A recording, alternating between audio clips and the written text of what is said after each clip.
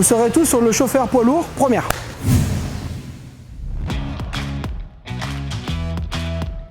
Mon métier, c'est de 3 mots, c'est la liberté. La visibilité de voir beaucoup de paysages nouveaux et puis de travailler pour un transporteur, d'être toujours à l'efficacité des horaires et tout. Nous, le numérique, à l'heure actuelle, nous, c'est tout ce qui est GPS, les tablettes tactiles pour pouvoir scanner les éventuelles livraisons qu'on fait.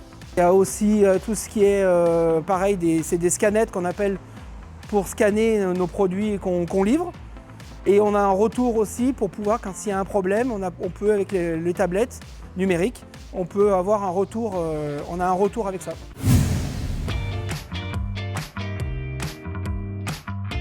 La formation EDA, il y en a plusieurs.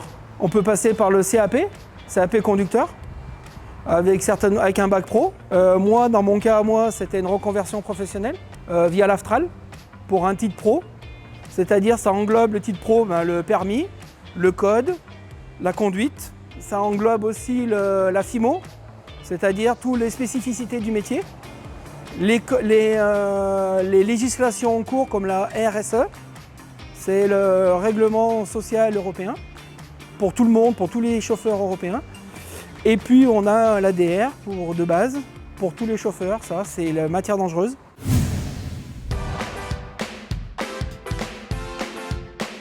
D'aimer un petit peu discuter avec les gens, parce que il y a ce côté un peu commercial entre guillemets, même si on n'est pas des commerciaux, mais on l'est un petit peu quand même.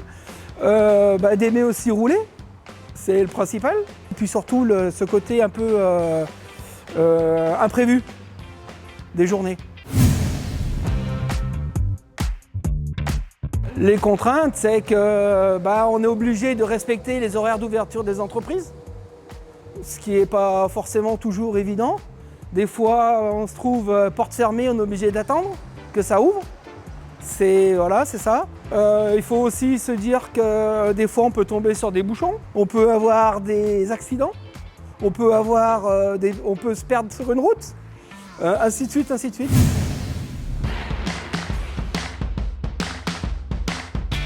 Je pense que oui, parce qu'il y a beaucoup de débouchés. Moi, particulièrement, j'ai la grue. On peut faire beaucoup de choses avec une grue, plus ou moins grosse la grue.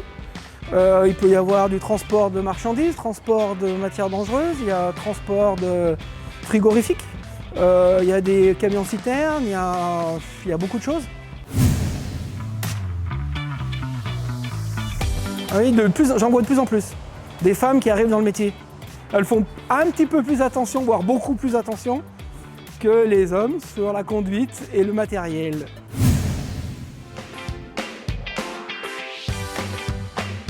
Si tu aimes ce métier, si tu es motivé, tu aimes le relationnel et tu aimes l'aventure, viens faire ce métier.